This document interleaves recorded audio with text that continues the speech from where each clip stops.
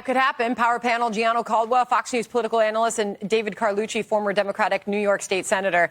Thank you very much for joining us. David, I'll start with you first. Is there growing concern from Democrats even on these low poll numbers? Look, I'm not concerned at all when I look at this poll, and I'll tell you why. A few reasons. First, when we look deeper at the poll, it shows that the 49% negative rating is actually a lower negative rating than Donald Trump and Mike Pence. And DeSantis is almost tied with Kamala Harris at 46% negative rating. So it's not really that bad of news, I think.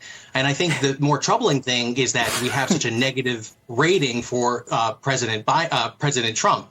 But when we look at Harris, I mean, I think it's a false narrative to say that she's not doing her job. She's tied with John Adams for the most tie-breaking votes in the Senate, something that makes her one of the most crucial, vital vice presidents in our history. Okay. And well, let's go to Gianno in here. Let's let Gianno respond to the first chunk of your response, because obviously there's a big difference here, and that is that this president and vice president are currently in office, Gianno, and they are out there touting their legislative successes. Well, you know what? That analysis from David sounds like an analysis from La La Land, because it doesn't jive with the numbers. Let's be clear about this. The reason why Joe Biden won the primary was because of Kamala Harris and the black support in which she's garnered. 82% of black folks viewed the Joe Biden presidency favorably. In May, it went down to 52%. And you also got 27% of those same folks say that they may vote for Trump.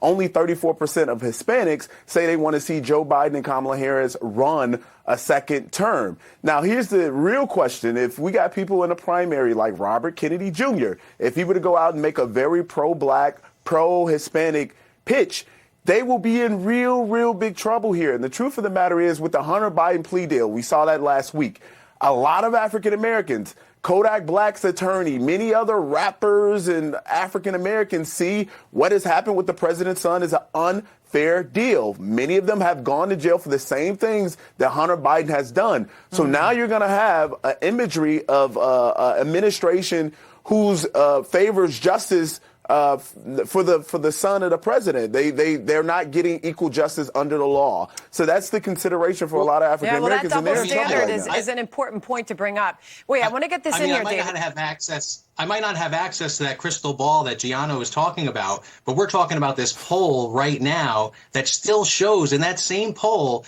that President Trump has a higher negative rating than Kamala Harris. With all this talk about how bad Kamala but he Harris solidified might be the Republican field. She's still doing better than Trump. That's the difference. Okay, so let's get this in here, because this will give you further effort to respond. President Biden could face trouble in his 2024 campaign from a third-party candidate, gentlemen, Cornel West. He's running for president with the Green Party. Political Playbook is pointing out that it's already on the ballot in Wisconsin, Michigan, and North Carolina. David, go ahead. Well, we'll see how far this candidate gets in terms of getting on the ballot.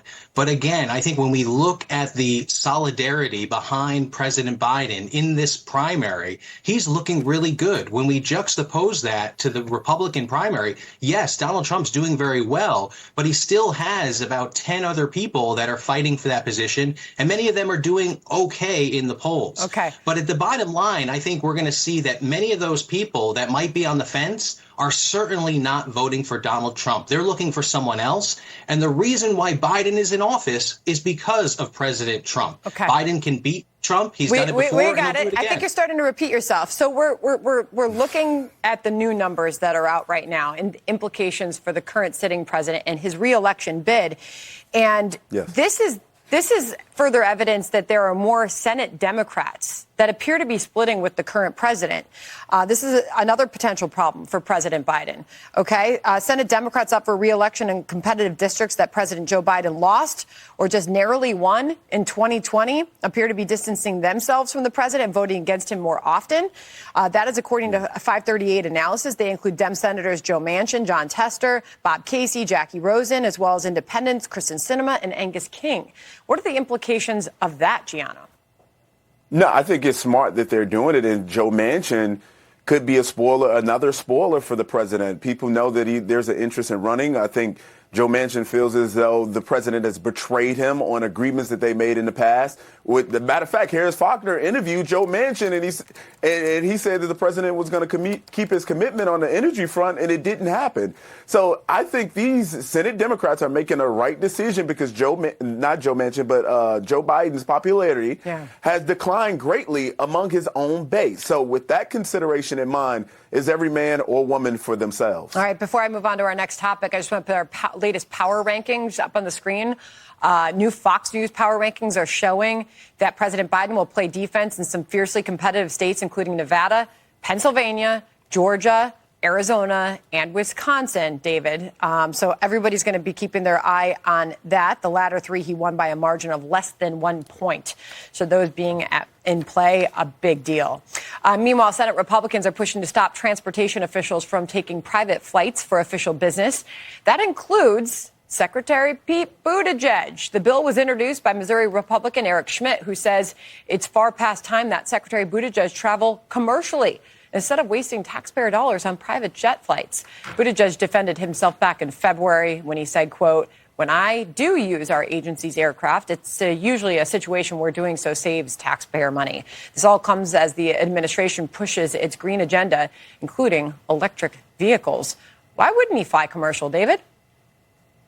Well, like the secretary had said, he said the overwhelming majority of the time he does fly commercial. He flies economy, like he said. And there's been 18 cases where he's taken the private jet. But yes, there should be transparency and scrutiny on this. We should be looking to save taxpayer dollars, but not limit the ability of our elected officials or our appointed officials to do the job they're supposed to do. Look, we've seen this before. The previous secretary under Trump was criticized for billing up over $94,000 in just a few private jet flights. But David, the point Tom is we're Price, talking about a Secretary transportation secretary who's pushing electric vehicles, very expensive EVs, on the American people at a time when many say they're just not ready for that. So the question is, Giano, shouldn't he set an example by flying commercial? It's better for the environment, right? I mean, absolutely, he should. And David just mentioned Tom Price, the former Health and Human Services Secretary. He was forced out because he was using the private jet. Why can't it be the same for Pete Buttigieg? Like, shouldn't there be, it should be equal, right? They should be doing the same thing and making a good example, but they're not. Pete Buttigieg isn't, and other members of his administration isn't. All right. I'm going to have to leave it there, gentlemen. He welcomes the probe. There should be transparency, and the overwhelming majority of time he's flying commercial, and he said that, and he's going to continue to do that. Transportation secretary should be transparent, and so should everybody in public office, right? All right. We'll keep wishing and hoping. That's for sure. Thanks so much, gentlemen. Thank you.